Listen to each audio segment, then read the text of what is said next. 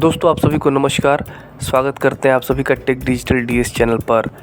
Try को NCF हटाने का निर्णय क्यों लेना पड़ा और एनसीएफ को लेकर के भ्रम की स्थिति क्यों है, आज के इस वीडियो में हम डिटेल में बातें करने वाले हैं। एनसीएफ से जुड़ी सभी अपडेट्स आपको देंगे, साथ ही साथ जो सवाल निकल करके आ रहे हैं एनसीएफ से संबंधित, उन सभी सवालों के जवाब देने की पूरी कोशिश करेंगे। 8 जुलाई 2024 जैसा कि आप सभी को पता है, ट्राई द्वारा टैरिफ अमेंडमेंट्स भी किए गए और एक बड़ा निर्णय और लिया गया एनसीएफ से संबंधित। और पूरा इन्फॉर्मेशन दोस्तों ट्राई की ऑफिशियल वेबसाइट पर उपलब्ध है, वहां से जा कर के आप जो डॉक्यूमेंट है डाउनलोड करके पढ़ सकते हैं। एनसीएफ से जुड़ी ये इतनी बड़ी अपडेट थी दोस्तों, किसको लेकर अभी भी तरह तरह की बातें हो रही हैं। जो बातें निकल कर के आ रही हैं उसमें यही है कि क्या वाकई में एनसीएफ जो भी डीपीओज हैं वो हटाएंगे या नहीं हटाएंगे। दोस्तों पूरी अपडेट आज के इस वीडियो में, इस वीडियो के अगले हिस्से में। नमस्कार दोस्तों, मैं हूं आपका दोस्त और चैनल होस्ट। आप देख रहे हैं टेक डिजिटल डीएस। दोस्तों सबसे पहले आपको बताते हैं कि जो ट्राई है, ट्राई को एनसीएफ हटाने का निर्णय क्यों लेना पड़ा। अब ट्राई ने एनसीएफ हटाने का निर्णय लिया है दोस्तों, ये तो एकदम स्पष्ट है। और सामने स्क्रीन पे जो ट्राई का ऑफिशियल डॉक्यूमेंट है उसमें से जो कंटेंट लिए गए हैं वो सामने आप देख सकते हैं। जो 8 जुलाई 2024 का अपडेट है उसमें ट्राई ने साफ साफ बता दिया है कि जो स्टेक होल्डर्स की तरफ से इंफॉर्मेशन निकल करके आई, जो कंसल्टेशन पेपर के माध्यम से जानकारी मांगी गई थी और जो स्टेक होल्डर्स ने जानकारी दी है और जो डीपीओज के माध्यम से जानकारी निकल करके आई है, जो उन्होंने अपने इनपुट्स दिए हैं इस कंसल्टेशन पेपर पर, जिस पे कि ट्राई ने साफ साफ एनसीएफ से जुड़े बातें भी पूछे थे।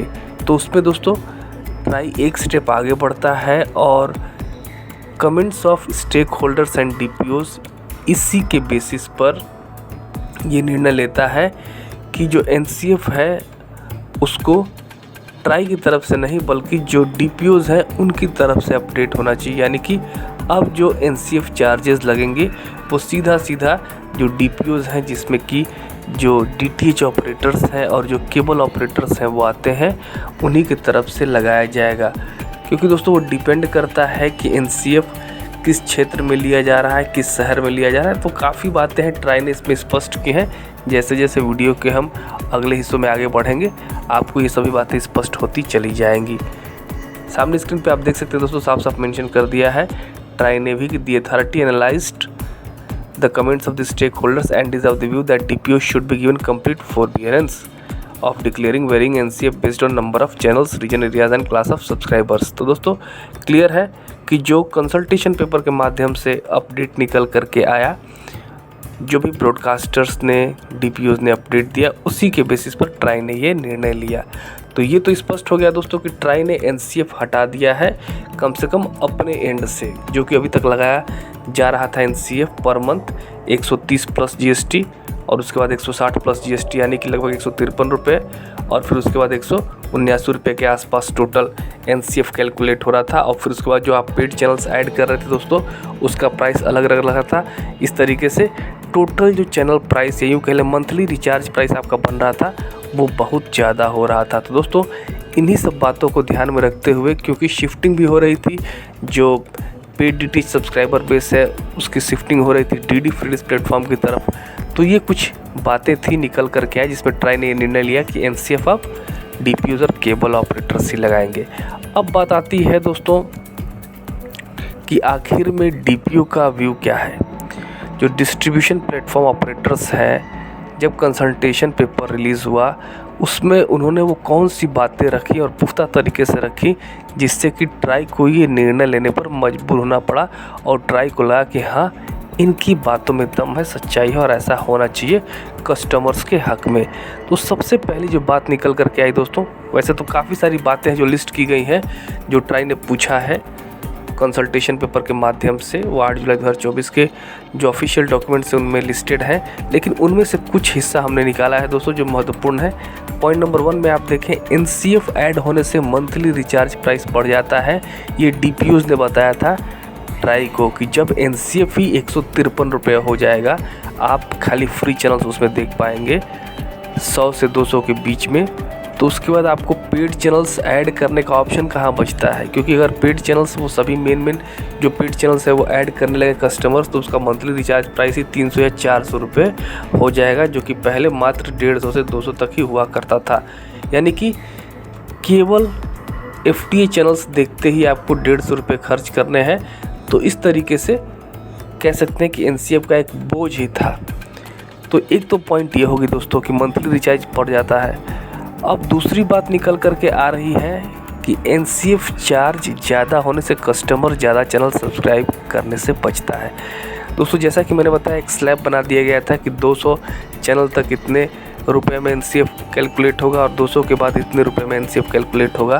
तो कह सकते हैं दोस्तों कि वो जो स्लैब था वो भी कस्टमर्स को ज़्यादा से ज़्यादा चैनल देने के लिए बाधित करता था, रुकावट पैदा करता था एक तरह से कह सकते हैं, क्योंकि जितना अधिक से अधिक चैनल कस्टमर देखेगा उसको उतने अधिक से अधिक प्राइस देना पड़ेगा। तो कुल मिलाकर के दोस्तों ये दो मेन कारण निकल कर के आए, जो कि ट्राई ने जो DPOs है उनकी बात मानी। लेकिन दोस्तों सब कुछ इतना स्पष्ट होने के बाद भी NCF को लेकर के असमंजस या यूँ कह लीजिए भ्रम की स्थिति क्यों है? दोस्तों इसमें दो बातें मुख्यतः हैं जो कि समझनी बहुत ज़रूरी है हमको भी और आपको भी, कि ट्राई ने भले ही NCF हटा दिया है, नेटवर्क कैपेसिटी फी भले ही हटा दिया है, लेकिन अभी भी जो ब्रॉडकास्टर्स हैं या यूँ कह लीजिए जो DPOs हैं, डिस्ट्रीब्यूशन प्लेटफॉर्म ऑपरेटर्स हैं और केबल ऑपरेटर्स हैं, उनके पास NCF को एडजस्ट करने का ऑप्शन है। हालांकि जो DPOs हैं उन्होंने तो साफ साफ कह दिया है कि हम कस्टमर्स के हक में है, जैसा कि कंसल्टेशन पेपर के इनपुट्स में भी उन्होंने ट्राई को बताया था। जो 2 पॉइंट मैंने अभी बताए थोड़ी देर पहले, उसमें साफ साफ बताया था कि कस्टमर्स का चैनल प्राइस जो है वो ज़्यादा हो जा रहा था, मंथली रिचार्ज प्राइस ज़्यादा हो जा रहा था, तो NCF को हटाया जाए। तो भ्रम की स्थिति इसलिए है दोस्तों कि जब कस्टमर्स पैसे बढ़ा करके देंगे तो फ़ायदा तो DPOs को ही होगा, केबल ऑपरेटर्स को ही होगा। तो उन्होंने NCF हटवा क्यों लिया?